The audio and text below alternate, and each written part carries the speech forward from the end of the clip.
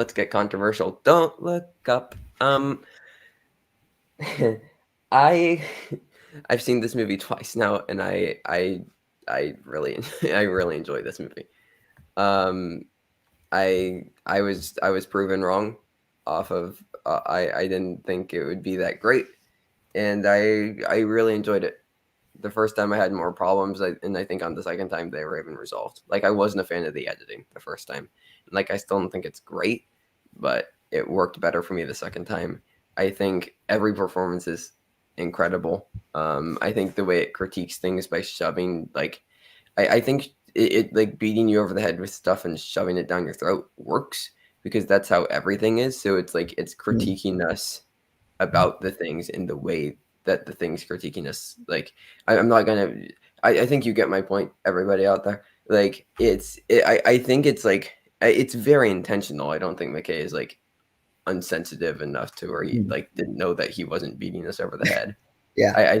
I think that's a very intentional choice, because that's how everything is, and it's reflecting how things are. Like just like Doctor Strangelove, people are comparing it to. Like Doctor Strangelove could be more subtle because that was a much more subtle time. Like I think that this just I don't know. I think this really works. I think it critiques everything. I think that the only likable characters are really Jennifer Lawrence and Rob Morgan by the end.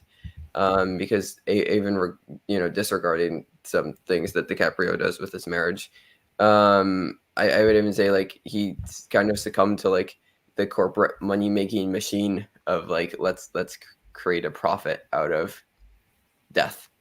Yeah. Like, and I really think, I mean, and he's like, the scientist that we're all supposed to believe, and like it played into like, I think it criticizes people on all sides, which I don't think is what a lot of people were expecting. They were just expecting it to like, ha ha ha, these people thought COVID was fake, ha ha ha. Like it takes a look at all of us and how all of us have responded to the situation and critiques all of us, which I think some people had a problem with, but like I think it's really, really masterfully done. I completely agree. The post-credit scenes were stupid.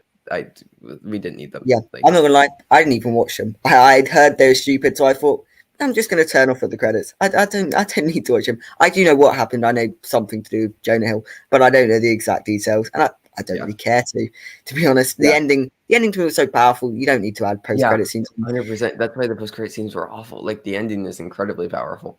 Like, yeah, but I really love this movie. Yeah, I know we both came out a lot more positive than a lot of people. I gave it 4 out of 5. And yeah, I agree with most of what you said. This film's very funny, like properly funny.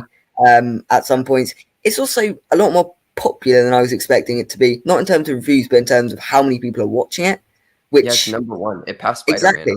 And I've been talking to people who like maybe watch Spider-Man, and that's about it for the year. But they've been watching it, and so that's good for the Oscars. The Oscars do like popular films. And yeah, I do think the performances were pretty good all round.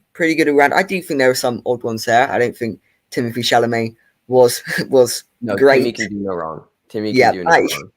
And I also think Ariana Grande was funny, but it wasn't exactly a world-class performance. Did improvise a song, I will say. That song, it was I did hear that. Yeah, and it's a great song. It's a funny film, and I do like how you can read whatever you want into it. Like, if you want to think it's about COVID, think it's about COVID. If you want to think it's about climate change, think it's about climate change. If you want to think it's about anything else, go ahead, because it leaves enough open to interpretation. And I think that's a very difficult balance to strike. It's subtle, but it also allows you to interpret what you like out of it.